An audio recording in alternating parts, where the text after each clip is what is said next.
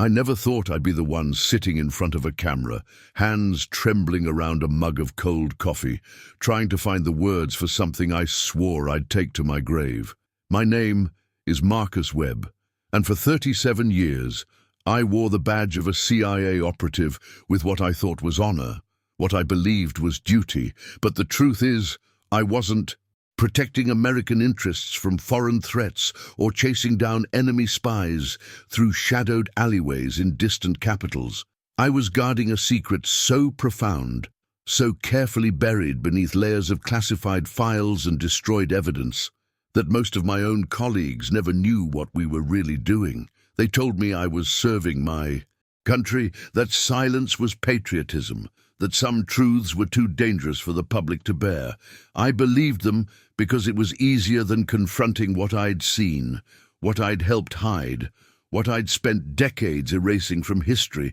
while it slowly carved itself into my conscience like words etched in stone. This cabin, miles from the nearest town, surrounded by the same wilderness I once surveilled, is where I've come to finally speak. Not because I've found courage, but because keeping silent has become unbearable. A weight that presses down on my chest in the dark hours before dawn, when sleep refuses to come and memory insists on clarity. The official story of my career reads like any other intelligence officer's dossier, filled with redacted paragraphs and mundane assignments that suggest nothing more interesting than paperwork and political analysis. But between those blacked-out lines exists another narrative entirely, one that began the moment a file landed on my desk with a designation I'd never seen before, marked with symbols that weren't part of our standard classification system.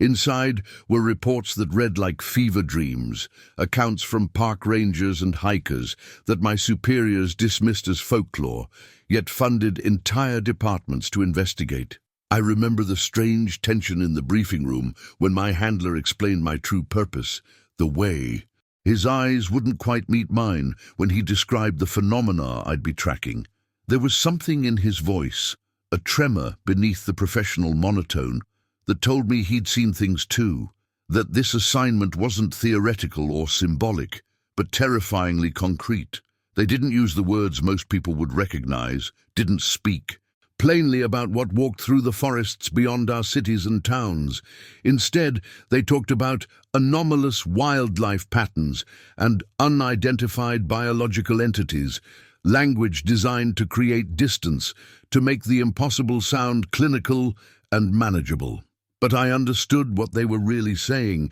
even if I couldn't yet accept it, even if my mind still clung to the rational explanations I'd been trained to trust. Looking back now, through the lens of everything that followed, I realized that first briefing was the moment my old life ended, though I wouldn't understand that for years to come. They were recruiting me into a war that wasn't fought with bullets or diplomacy, but with silence and denial, a conflict where the enemy wasn't a nation or ideology, but truth itself. I became part of an apparatus dedicated to ensuring that certain encounters never reached the public consciousness, that certain photographs never saw development, that certain witnesses learned to doubt their own senses and memories. We operated in the margins between official record and lived experience, in that shadowy territory where people see something that changes them forever, but find themselves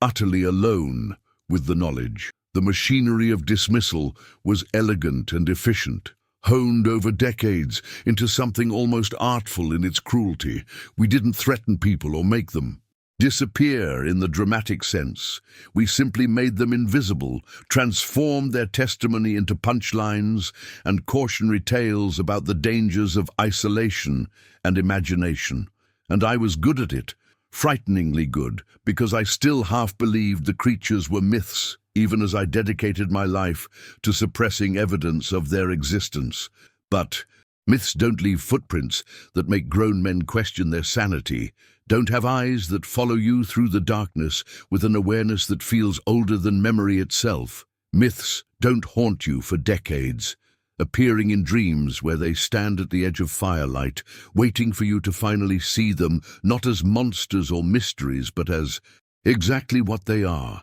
The forest outside this cabin knows what I've done, knows the stories I've buried, and the lives I've altered in service of a lie I can no longer carry. So I'm speaking now, while I still have the words, while the courage lasts, hoping that someone listening will understand that what I'm about to reveal isn't just my confession, but a warning about what we've refused to acknowledge, and what that refusal has cost us all. The assignment came in late March of 1983, delivered not through official channels, but by a man whose name I never learned, who sat across from me in a Washington hotel room and slid a folder across the table with hands that bore scars I recognized from fieldwork in places we didn't acknowledge. Inside were police reports from the Pacific Northwest, a scatter of missing persons cases that formed no obvious pattern except geography, all clustered within a 100-mile radius of mountain ranges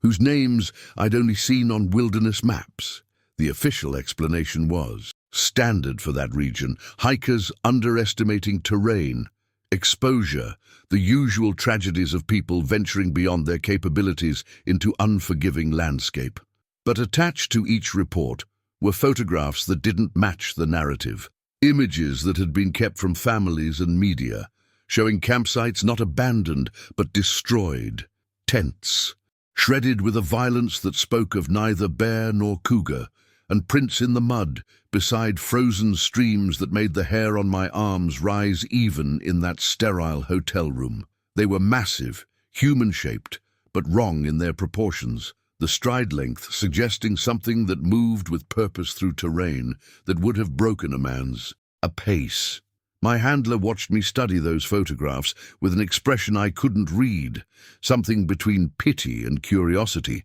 as if he were wondering whether I'd become a believer or simply another operative good at following orders, regardless of their strangeness. I asked him what I was really looking for, and he said only that I'd know it when I found it, that some things couldn't be explained in briefings, but only understood through encounter. I arrived in the Northwest during that uncertain period between winter and spring, when the snow still clung to high elevations, but the lower forests had begun their thaw, creating a landscape of contrast that felt suspended between seasons. Between states of being, the local ranger station became my base, and I presented myself as a wildlife researcher studying migration patterns, a cover story that required no elaborate maintenance because people in those communities knew how to mind their own business and respect the privacy of others. For 3 weeks, I found nothing but wilderness, hiking trails that led to spectacular vistas and quiet groves,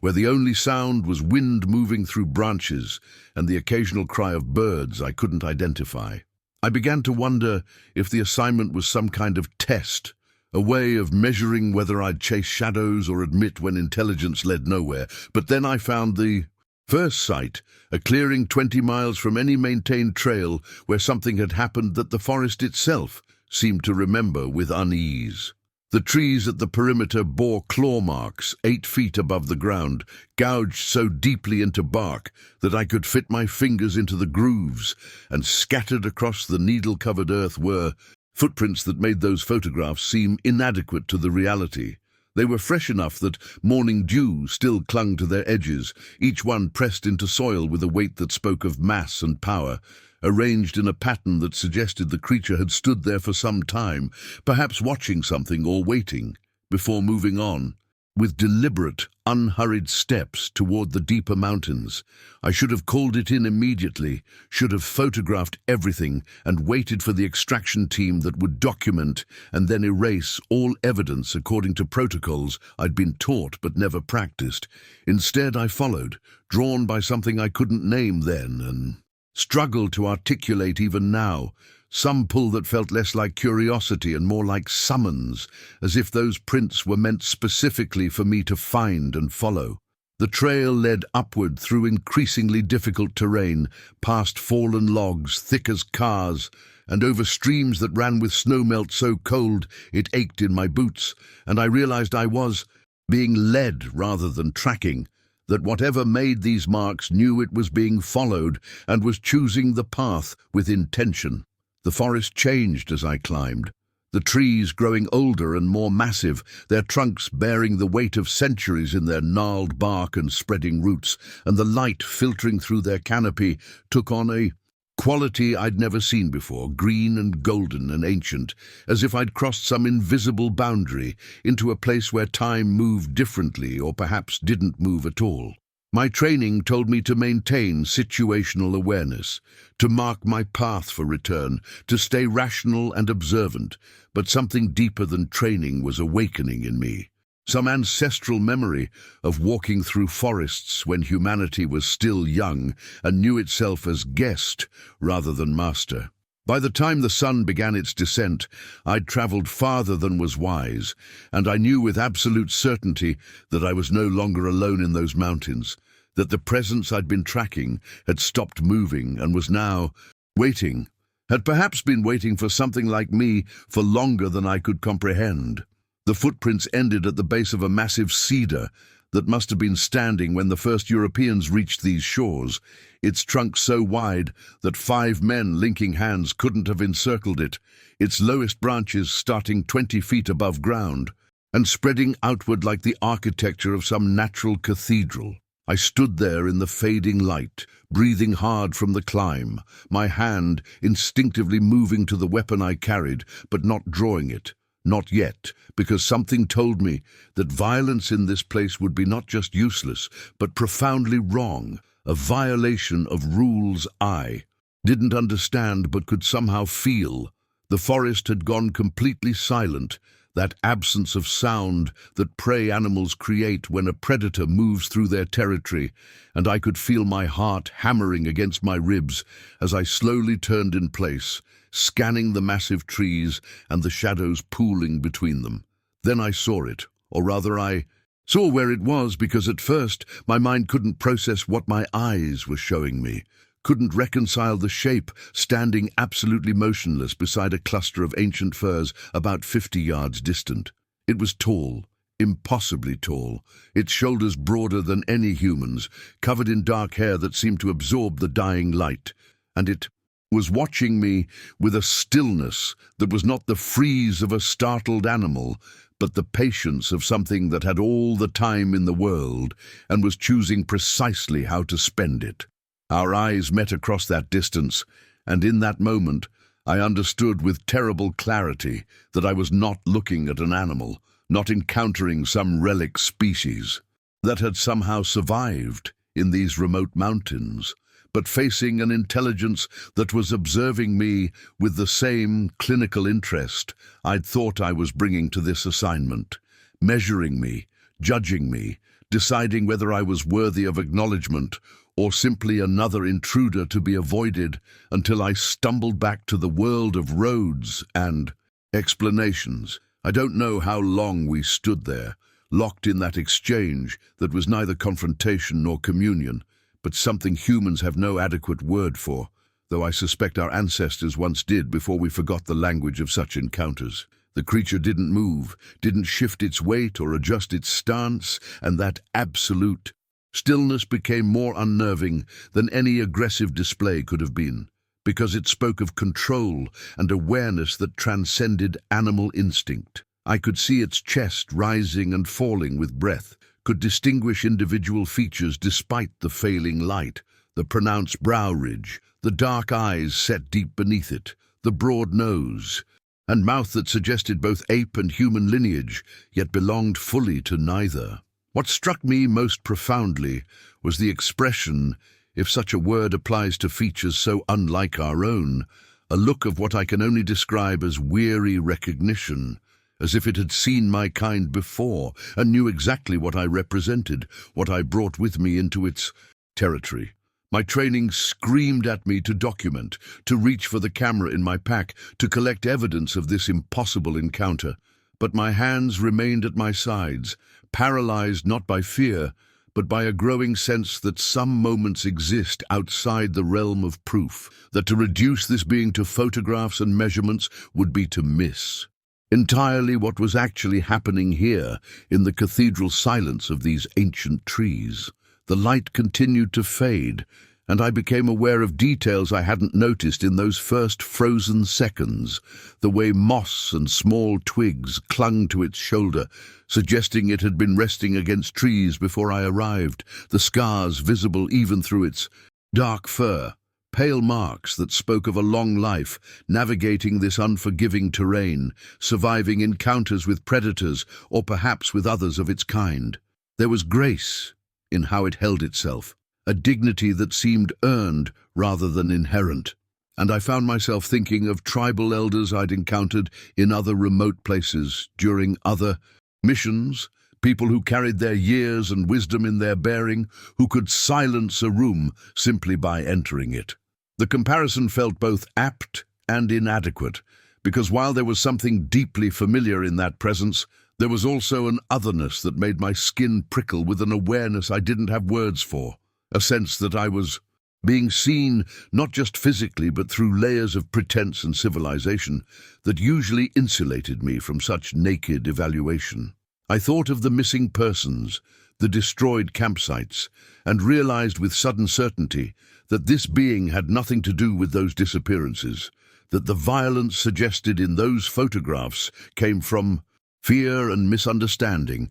from people who had stumbled into territory they couldn't comprehend, and had reacted with the aggression that humans default to when confronted with what we cannot immediately categorize or control. Then it moved, not toward me or away, but laterally, a single step that demonstrated the impossible silence of its movement. How something so massive could navigate this forest without sound, placing its enormous foot with precision that suggested intimate knowledge of every stone and root. The step was deliberate, performative even, as if it wanted me to understand its capability, to know that it had chosen to reveal itself rather than been discovered, that this entire encounter was happening according to its terms rather than mine. I felt my breath catch as it turned its head slightly, directing its gaze toward something beyond my position, and I understood with absolute clarity that I was being given permission, or perhaps instruction to look,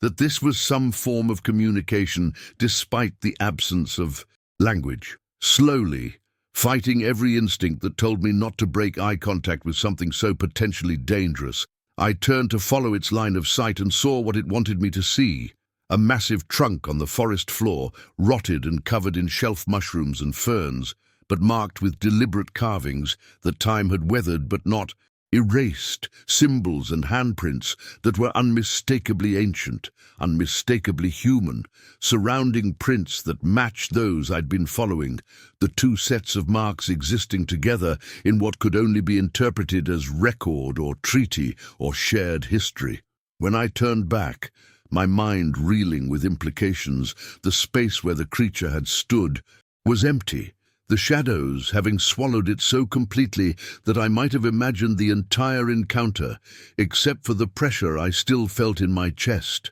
the weight of having been seen and measured, and for reasons I couldn't fathom, allowed to witness something humans weren't supposed to remember anymore. I stayed there until full darkness made movement dangerous, sitting against that ancient cedar with my back to its massive trunk, trying to process what had happened, while knowing that no amount of analysis would capture the truth of it. The forest gradually came back to life around me, the normal sounds of night creatures resuming their activities, and I realized that my presence had been evaluated and found acceptable, or at least non-threatening enough that the usual rhythms could continue. Something fundamental had shifted inside me during that encounter, some certainty I'd carried about the world's boundaries and humanity's place in the order of things, and I understood with growing unease that this assignment was not what I'd believed, that I'd been sent here not to gather intelligence,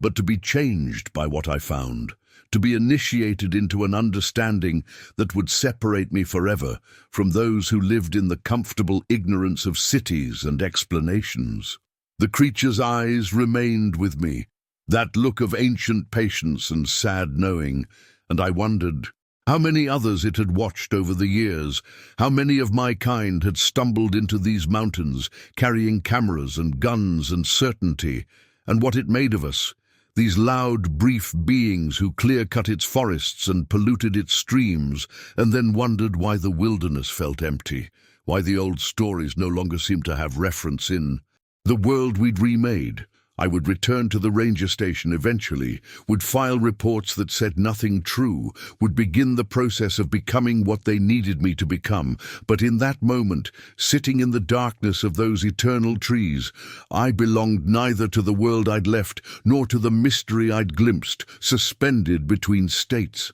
like the season itself, knowing only that nothing would ever be simple again. The briefing room existed in a part of Langley that had no windows, no designation on any floor plan, accessed through corridors that turned back on themselves in ways that discouraged memory or mapping. Director Graves stood at the head of a table where folders lay, closed, each stamped with clearance levels I'd never encountered despite 15 years in foreign intelligence. And his first words redefined everything I thought I knew about my government's priorities. Project Thorn has been operational since 1957, longer than most programs you've heard of, better funded than operations that make the evening news, and its sole purpose is to ensure that certain questions never get asked loudly enough to demand answers. He opened the first folder to reveal photographs I recognized, footprints,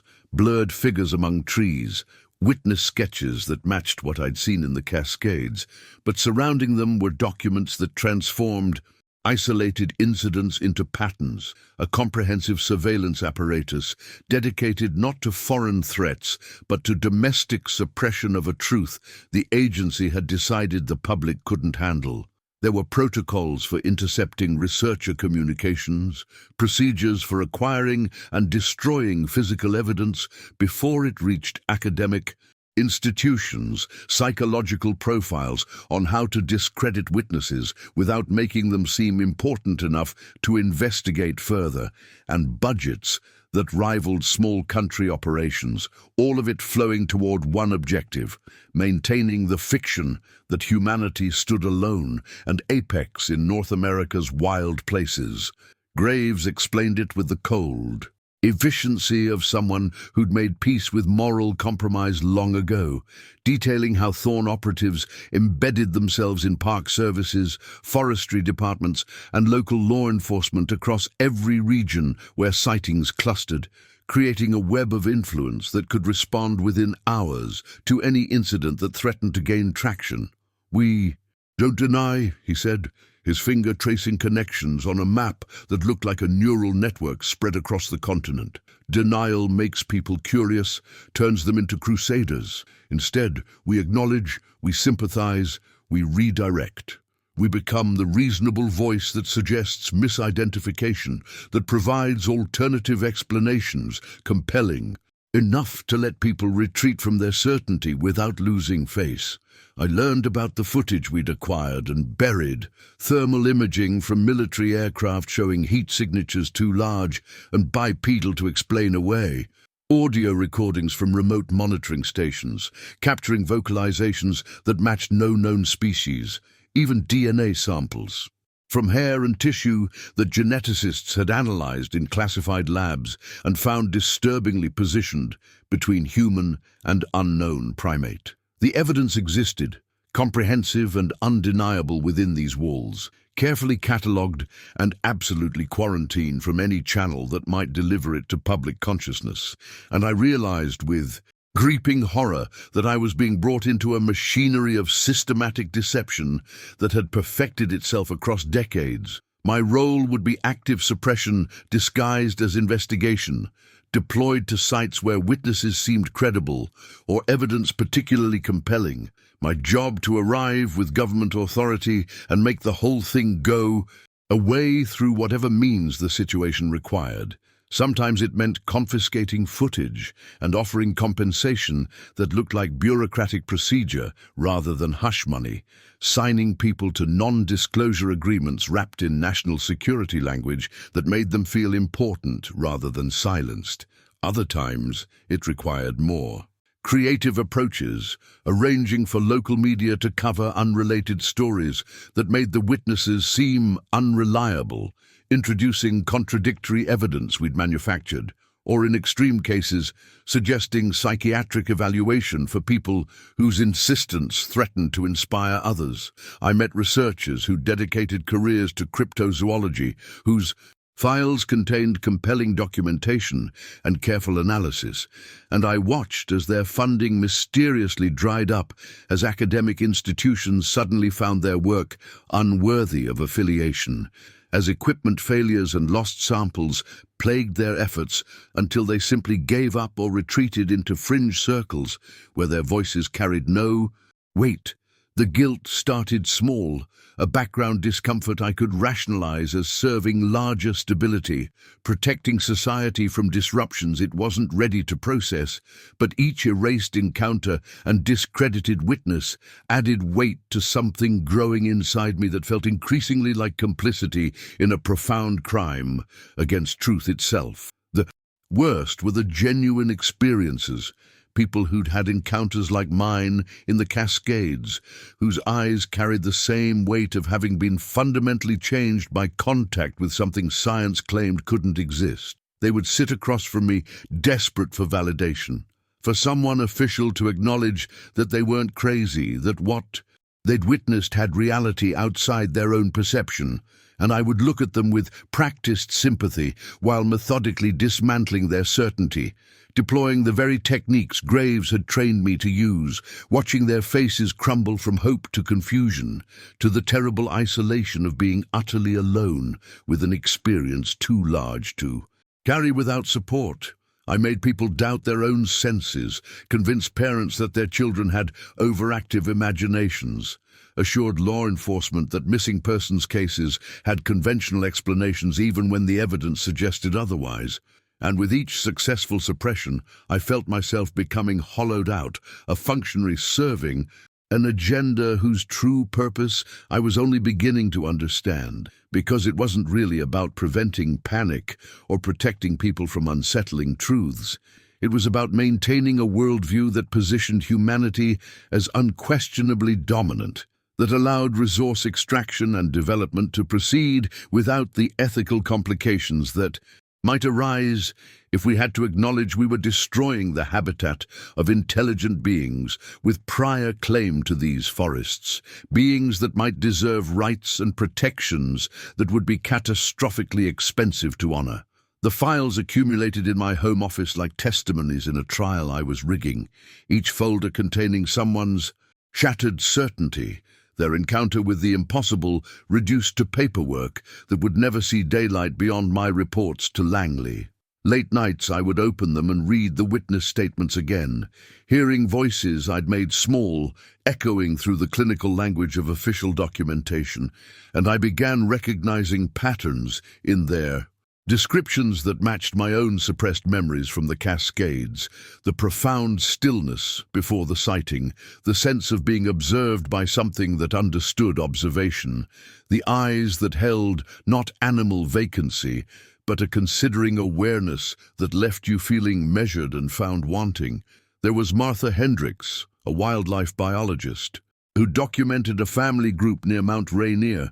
with photographic evidence clear enough to end all debate, until I arrived with seizure warrants wrapped in Homeland Security language and watched her life's work disappear into boxes that would be incinerated at a facility that officially didn't exist. She had wept, not from anger but from a deeper grief, saying through tears that she'd seen them caring for their young, teaching them which plants to harvest, communicating with gestural complexity that suggested language, and she couldn't understand why the government would want to hide proof that humanity wasn't alone in its capacity for culture and consciousness. I had given her the standard reassurances, the logical explanations that sounded hollow even as I spoke them, and I watched something die behind her eyes that had nothing to do with her research and everything to do with her faith that truth mattered to the institutions claiming to serve it. Then there was David Ortiz, a logger who'd stopped his crew from clearing a section of old growth in Oregon after repeated encounters with what he called the Watchers, massive figures that appeared at their worksite boundaries each dawn, never threatening but simply present, bearing witness to the destruction with a silence more accusatory than any protest. His crew had corroborated the sightings, 15 men willing to sign statements. But I had arrived with corporate lawyers and psychological consultants, and within a week the unified testimony had fractured into uncertainty, men with families and mortgages suddenly remembering details differently, deciding maybe the early morning light had played tricks, accepting compensation for lost wages and signing away. Their right to discuss what they'd seen. David alone had held firm, insisting with quiet conviction that those beings had every right to defend their home,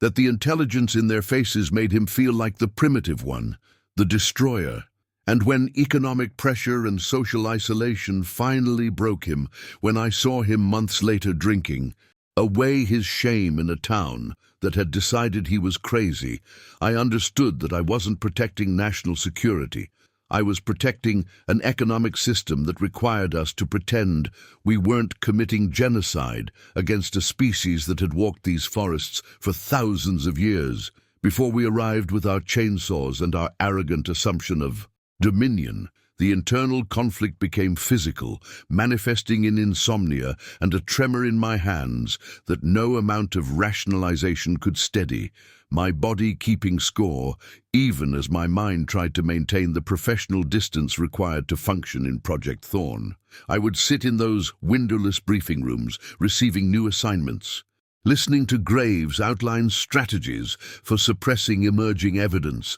and feel a growing disconnect between the operative executing the mission and some deeper self that was screaming against the betrayal of everything I'd believed about truth and justice. When I first took the oath to serve my country, the agency's reasoning was always pragmatic, always compelling in its concern for social stability and economic continuity. What would happen if we acknowledged an intelligent species we'd been systematically displacing? The legal chaos, the environmental regulations that would halt development across millions of acres, the philosophical crisis as humanity confronted evidence that we were neither alone nor necessarily superior in our claim to these lands. But pragmatism had become indistinguishable from cowardice, a way of dressing up our refusal to face consequences in the language of responsible governance. And I realized I was participating in a cover-up whose true purpose was protecting humanity from having to change, from having to grow beyond the destructive adolescence that treated the natural world as resource rather than community. The breaking point was building in me long before I consciously recognized it, accumulating through every erased encounter and silenced witness like pressure in a sealed system, each compromised truth adding weight to a dam that couldn't hold indefinitely. I began keeping my own files, copies of evidence I was supposed to destroy, testimonies I recorded secretly because I couldn't bear the thought of these experiences vanishing completely into the government's memory hole. And I knew, even as I did it, that I was crossing a line from operative to liability, that the same apparatus I'd served would eventually turn on me, if the wilderness had become my confessional and my penance. Months of tracking through the deepest reaches of the North Cascades, where satellite coverage was sporadic, and the agency's reach felt mercifully distant, my official reports growing vague, and my true attention focused on patterns I'd been trained to suppress rather than follow. I had learned to read the signs they left, subtle breaking of branches at heights no human could reach, arrangements of stones near water sources that suggested territorial markers, the complete absence of certain areas by all conventional wildlife, as if something commanded respect, even the bears. Acknowledged. Summer had turned the high country into a cathedral of green light, filtering through canopies that predated the Republic. And I moved through it with the careful attention of someone approaching something sacred, my government-issued equipment, feeling increasingly absurd against the timeless presence I was seeking. The coordinates, I'd compiled from decades of suppressed sightings had led me here, to a valley so remote it appeared on no recreational maps, where the forest felt less like wilderness and more like a maintained silence, a held breath waiting for the intrusion to pass. I had been tracking sign for 3 days, finding evidence of a group moving with purpose toward higher elevation, and my training told me I was close, even as something older than training told me I was trespassing in a place where my presence was both known and provisionally tolerated, permitted only by whatever judgment these beings had passed on my solitary approach. The sound reached me first, carried on evening air that had gone suddenly, still, as if the wind itself had paused to listen. A vocalization that resonated in frequencies I felt in my chest before my ears processed them as sound, something between the lowest notes of a cello and the rumbling preface to thunder, repeated in patterns that could only be language, communication carrying meaning I couldn't pass, but could feel, the emotional weight of, heavy with something that made my eyes sting unexpectedly. I moved toward it with the careful silence I'd perfected in 2 decades of fieldwork, using fallen logs and stone outcroppings for cover, until I reached a vantage point overlooking a clearing where ancient cedars formed a natural amphitheater around a space that felt deliberately shaped, purposefully maintained. What I witnessed there would haunt me more than any of the violence I'd perpetrated in the agency's name, more than any of the lies I'd told or truths I'd buried, because it shattered the final comfortable distance I'd maintained between these beings and what I'd allowed myself to recognize as consciousness deserving of moral consideration. There were 7 of them, their massive forms moving with a careful gentleness that contradicted every brutish assumption I'd heard in agency briefings, gathered around an 8th figure that lay motionless on a bed of cedar boughs, its chest rising with the labored breathing I recognized from too many deathbeds. And I understood with immediate clarity that I was witnessing a vigil, a family attending their dying elder with ritualized care that spoke of culture, tradition, and emotional bonds I'd spent years pretending they couldn't possess. The grief was unmistakable in their postures, the way they touched the dying one's face and hands, with a tenderness that transcended species, taking turns, sitting close and making soft vocalizations that sounded like comfort or prayer, while younger ones watched from the periphery with a stillness that suggested they were learning something essential about loss and continuity. One of them, a female I judged by her slightly smaller build, gathered plants from the forest edge, yarrow and moss and leaves I recognized from native ethnobotany texts, and placed them carefully around the elder's body, not randomly, but in arrangements that looked ceremonial, intentional, each placement accompanied by soft sounds that might have been words or songs, and I found myself weeping behind my concealment, grief for this dying being, mixing with grief for every encounter I'd erased, every witness I'd silenced, every piece of evidence I'd destroyed of a species that clearly possessed everything we claimed made humanity special. They had no tools, no fire, no technology, yet what I witnessed held more humanity than most human gatherings. I'd attended a profound acknowledgement of mortality and meaning that required no philosophy degree to recognize, just the willingness to see what was plainly before me if I abandoned the convenient blindness my position had required. The ceremony continued through dusk into darkness,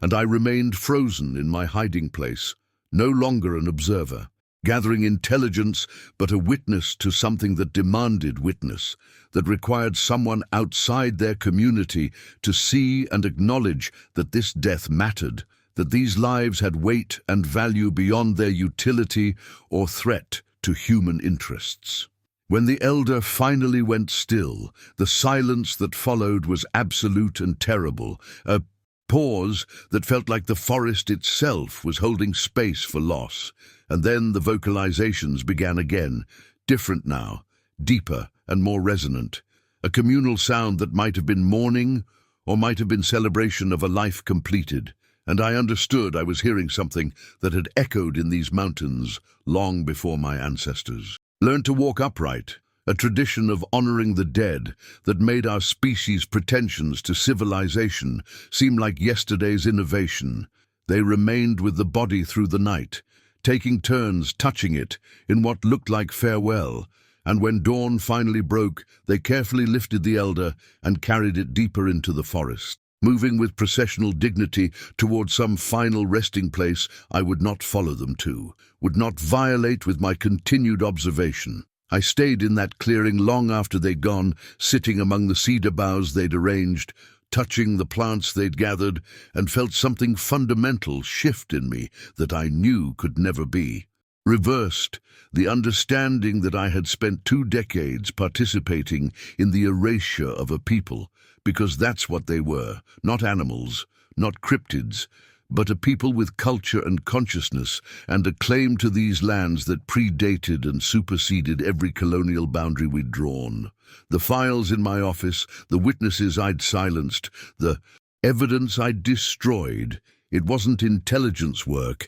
it was ethnic cleansing by bureaucratic means, and I had been its willing instrument, trading my humanity for a paycheck and the comfortable lie that I was serving some greater good when I was really just serving the machinery of extinction, making the world safe for an economic system that couldn't tolerate the existence of beings who'd lived in balance with these forests for millennia, while we'd managed to bring them to the edge of disappearance in mere centuries. I spent the following weeks tracking not the creatures themselves, but the traces of their history, searching for evidence that might explain what they were and why we'd been so determined to pretend they didn't exist, following intuition and fragments of suppressed reports to sites the agency had flagged as culturally sensitive, but never explained why. A Lummi elder I'd interviewed years ago during a cover-up operation had mentioned places where the old people left offerings for the forest guardians. Locations she'd refused to specify but described in terms that stuck with me, where the cedars grow in circles, where the stone faces watch the salmon runs, where the earth remembers what we've chosen to forget. I found the first site in a river valley that required 2 days of hard hiking to reach, a place where ancient cedars did indeed form a rough circle. Around a rock outcropping and carved into the stone were images that made my hands shake as I photographed them. Massive bipedal figures standing among smaller human forms, not in poses of threat or conflict, but in positions that suggested cooperation, teaching, mutual regard. The pictographs were old, older than any European presence on the continent, depicting scenes of these beings sharing in salmon harvests, participating in ceremonies, standing as protective figures between human villages and dangers. The stylized images couldn't quite make clear, and I understood I was looking at evidence of a relationship that had existed long before my culture arrived, and decided anything we didn't understand was either mythical or needed to be conquered. The subsequent sites built a narrative that contradicted every assumption in our classified files, each location revealing more of a history the agency had worked to keep buried beneath layers of dismissal and strategic amnesia. I found cedar carvings in protected groves that showed these beings in positions of reverence, surrounded by symbols of earth and water and growth, positioned not as monsters, but as guardians of balance, protectors of the natural order that sustained both species. A particularly elaborate site near a hot spring featured stone arrangements that created a kind of calendar, marking seasonal movements and migration patterns, with separate areas that appeared dedicated to different clans or family groups,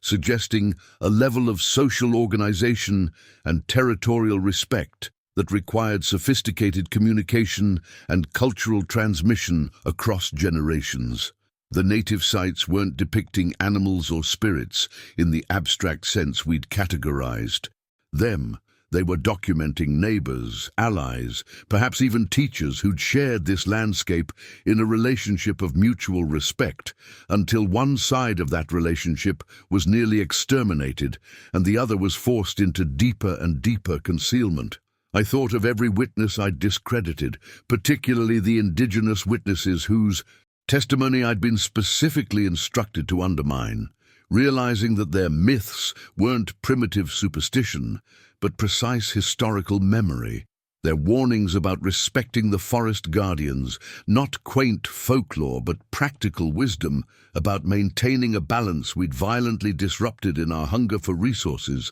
and our refusal to acknowledge limits. The most devastating discovery came in a cave system that required technical climbing to access, a location that appeared in agency files with a terse notation about cultural contamination requiring isolation protocol, which I'd learned was code for evidence too compelling to explain away, so it had to be made inaccessible. The cave walls were covered in images spanning what must have been centuries, showing the gradual transformation of the relationship between humans and these forest people. The early panels depicting harmony and shared ceremony, giving way to images of conflict, separation, the massive figures retreating into deeper wilderness as human settlements expanded, and finally the most recent additions showing the beings as isolated, diminished, their family groups smaller in each successive generation, while the surrounding images of human activity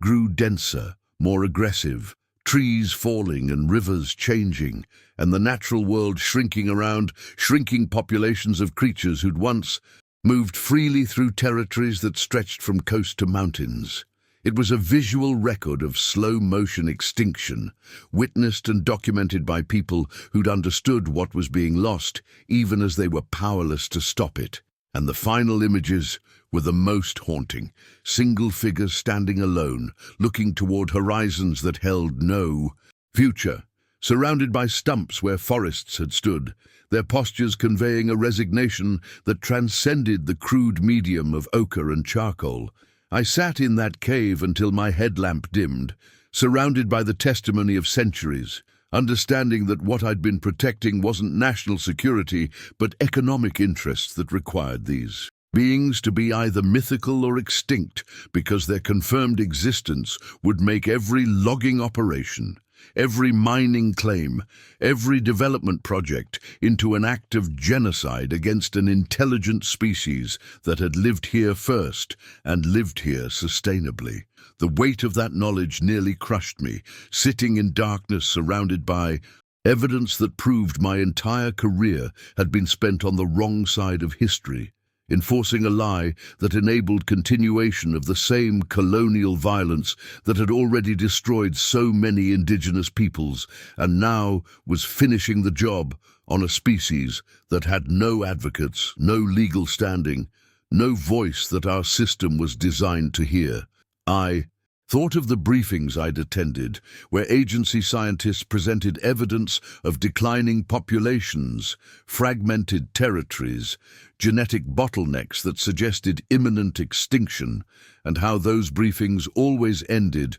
with the same conclusion: maintain the cover-up, because acknowledging their existence would require acknowledging our responsibility for their destruction, would force legal and ethical reckonings that would halt resource extraction worth trillions, and fundamentally challenge the economic paradigm that treated nature as property rather than community. We knew they were dying, knew we were killing them through habitat destruction and fragmentation, knew that in another generation or two they might be gone entirely, and we'd collectively decided that was preferable to the inconvenience of having to treat them as beings with rights, with claims to the land that predated our deeds and titles and corporate charters. The cave felt like a tomb, not just for the beings depicted on its walls, but for any remaining illusion I'd harbored about the nobility of my work, and I made a decision then that would either redeem me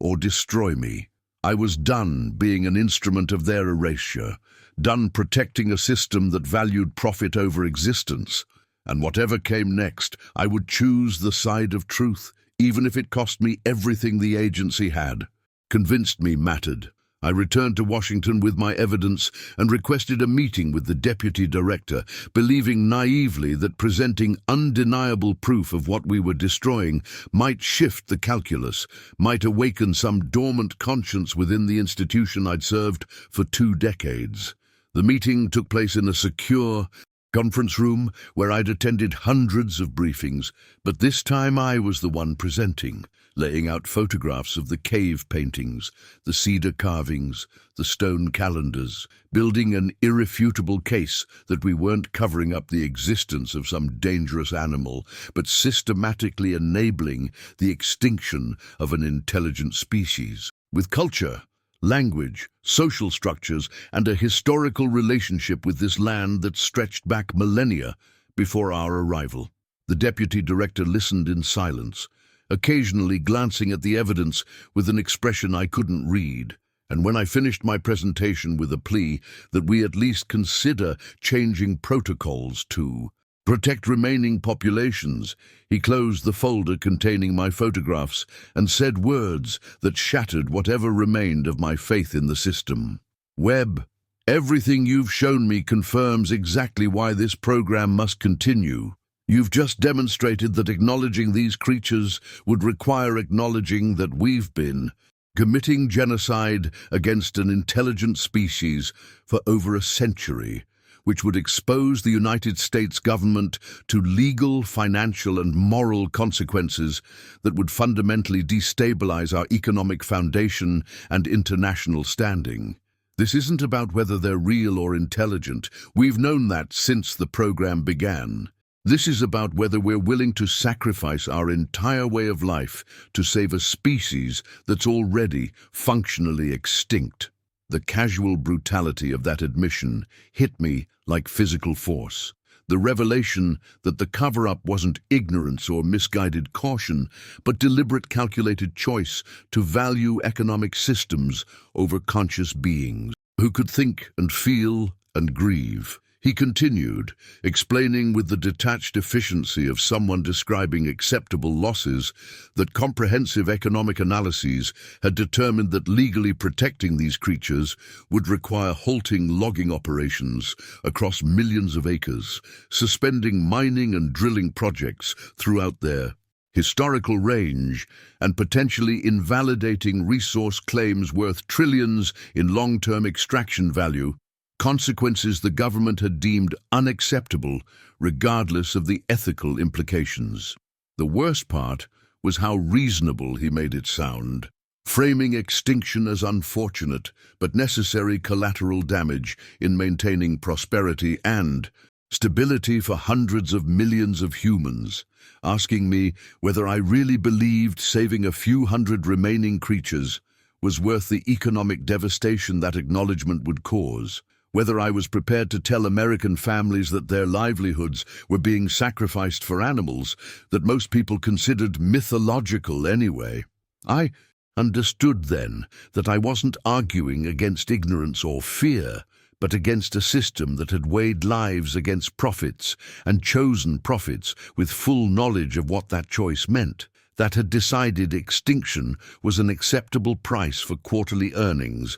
and uninterrupted resource extraction, that viewed these beings not as entities with inherent rights, but as obstacles to economic growth that were conveniently easier to deny than to accommodate. He laid out the full scope of Project Thorn with a frankness that felt like violation, explaining how the program had expanded far beyond simple evidence suppression into active habitat fragmentation strategies that accelerated population decline while maintaining plausible deniability through partnerships with logging companies and development corporations that received favorable regulatory treatment in exchange for targeting specific wilderness areas. The agency had mapped remaining populations with precision, monitored their movements, documented their decline, and in some cases, actively disrupted their social structures through strategic environmental destruction that separated family groups and prevented breeding, all while publicly maintaining that the species didn't exist and privately ensuring they soon wouldn't. He showed me projections suggesting complete extinction within 2 to 3 generations at current trajectory, models that factored in genetic diversity loss and habitat fragmentation points of no return, presented with the clinical detachment of someone discussing acceptable timelines for problem resolution. The government wasn't just covering up their existence while passively allowing extinction through neglect. They were actively managing the decline, ensuring it happened quietly and completely before anyone could mobilize effective opposition, treating the death of an entire intelligent species as a logistical challenge to be handled with minimal disruption to economic interests. I looked at the man across from me, someone I'd respected and followed for years, and saw not evil, but something worse. Bureaucratic efficiency in service of a system that had normalized genocide by reframing it as economic necessity, that had convinced intelligent people that extinction was regrettable but reasonable, that had transformed murder into policy through layers of abstraction and institutional momentum. When he finished, he asked whether I was prepared to continue my service with proper understanding of program objectives, and I realized he was offering me a choice between complicity with full knowledge or consequences I could only imagine. I thought of the elder I'd watched die surrounded by family, the juvenile I'd been ordered to eliminate, the centuries of images in that cave documenting the slow erasure of a people who'd harmed no one and asked only to exist in forests that had been theirs long before they were ours. I thought of every witness I'd silenced, every researcher I'd discredited, every piece of evidence I'd destroyed in service of this machinery of denial and destruction, understanding that continuing meant accepting not just the cover-up, but active participation in extinction, becoming not merely a liar, but an executioner of an entire species. The room felt suffocating, the walls pressing in with the weight of institutional evil dressed in reasonable language and cost-benefit analysis, and I understood that this moment would define whether I remained human in any sense that mattered or became something I couldn't live with, whether I chose the comfortable lie of economic necessity or the difficult truth that some things matter more than prosperity, that consciousness demands protection regardless of convenience, that allowing extinction of intelligent beings for profit makes us monsters no matter how we justify it. I stood up, looked at the deputy director, and said the words that would end my career and begin my attempt at redemption. I can't do this anymore. I won't. His expression didn't change, but something shifted in his eyes, and I knew whatever came next would test whether I had the courage to match my conviction, whether I could survive outside the system that had defined me, whether truth was worth the price I was about to pay. I walked out of that building knowing I'd crossed a threshold that couldn't be uncrossed, feeling simultaneously liberated and terrified as 20 years of institutional identity dissolved behind me with each step, toward the parking lot where my government vehicle sat for the last time. They didn't arrest me or threaten me directly. That wasn't how the agency operated with people who knew too much. But within hours, my security clearance was suspended pending review, my access credentials deactivated, my office sealed, and colleagues I'd worked beside for decades suddenly unable to meet my eyes in hallways that felt foreign and hostile. I was placed on administrative leave with the understanding that resignation would be preferable to termination. The implicit message clear: disappear quietly, and we'll let you fade away, make noise, and we'll destroy whatever life you think you're building outside these walls. But they made one miscalculation in their assessment of my threat level, underestimating how completely that meeting had severed my loyalty and overestimating my fear of consequences compared to my need for redemption. They didn't know I'd been keeping my own records for years, copies of documents and photographs hidden beyond their reach. Insurance I'd never planned to use but couldn't quite bring myself to destroy. And they didn't know about the final mission I'd already set in motion before that meeting, the one that would either grant me salvation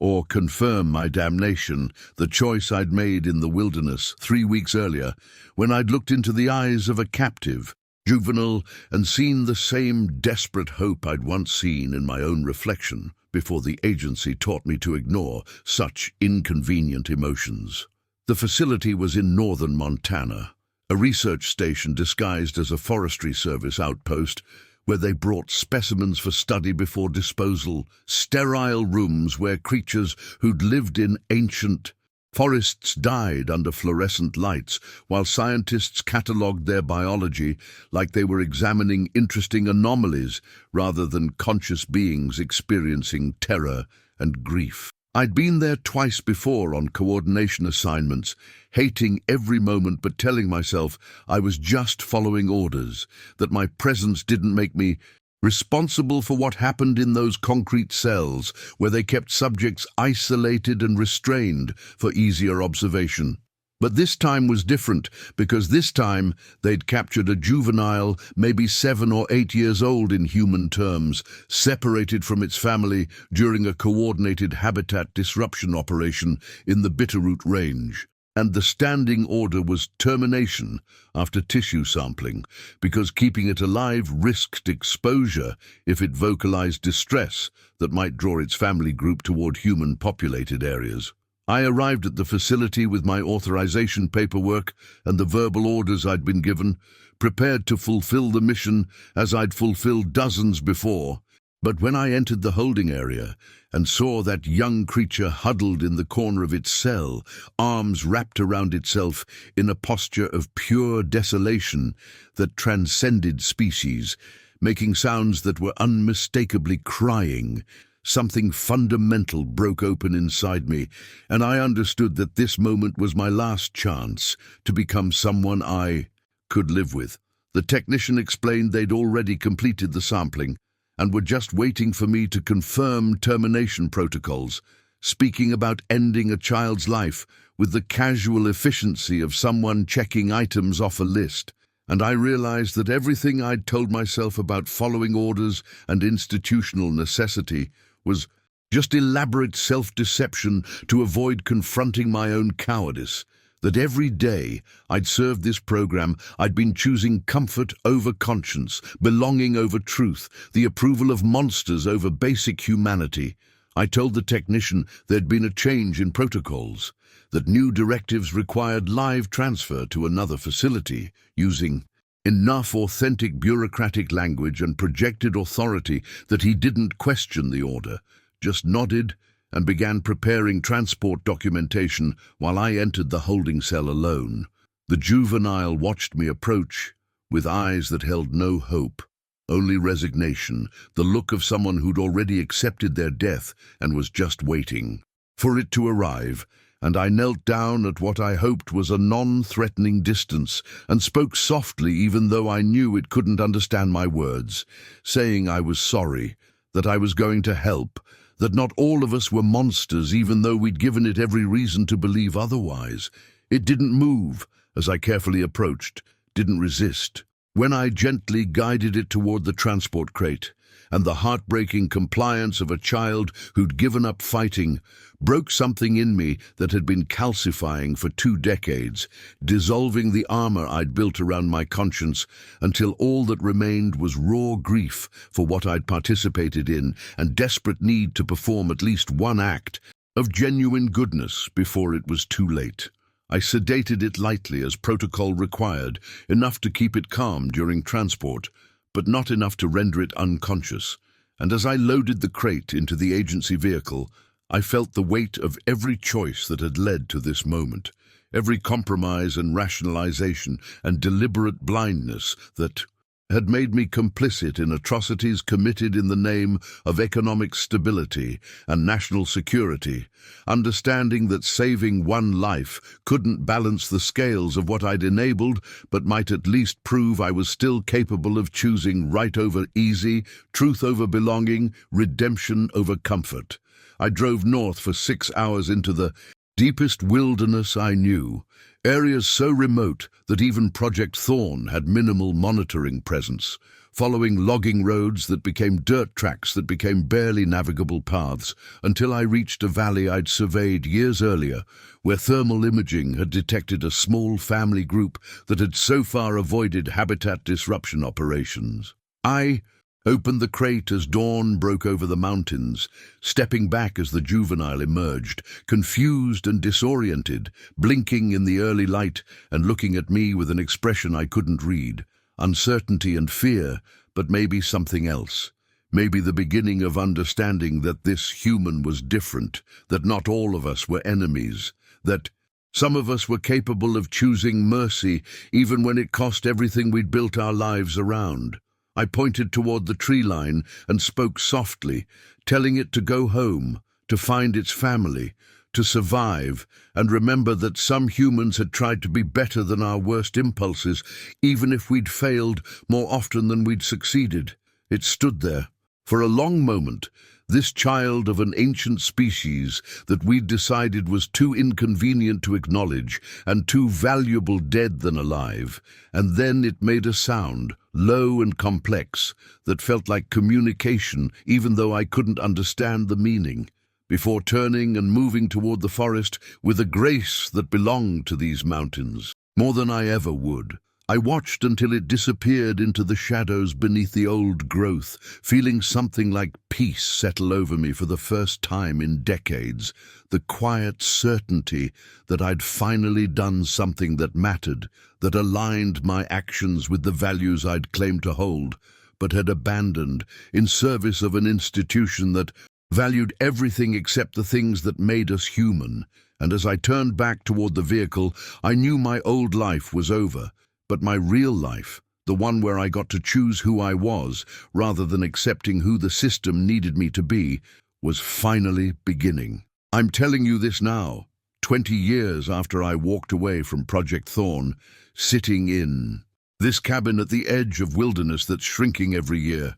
watching the forests burn and the glaciers retreat while politicians debate whether the planet is worth saving, because I've finally accepted that my silence serves no purpose except prolonging a deception that's killing more than just cryptid species. It's killing our humanity, our connection to the natural world, our ability to recognize that intelligence and consciousness take forms we've arrogantly decided don't matter if they can't be monetized or controlled. The creatures are still out there. I know because I see the signs. When I hike deep enough into the remaining wilderness, the territorial markers, and carefully concealed pathways that speak of deliberate intelligence, the places where something large and aware has moved through the landscape with practiced care to avoid human detection. And sometimes in the early morning, I hear vocalizations in the distance